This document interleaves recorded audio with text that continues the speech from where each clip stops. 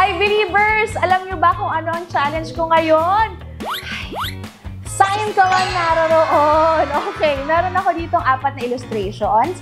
At nilalaman ng bawat illustration na to kapag pinlip ko ay mga naghalo-halong letters, numbers, and pictures. So, kailangan ko lang hulaan kung ano yung meaning nung bawat litrato or bawat sign na nandito sa loob ng 45 seconds lang. So, ready na ba ako? Sige, ready na ako. Tatry ko. Ready? 1, 2, 3, go! Scrambled eggs. Get out.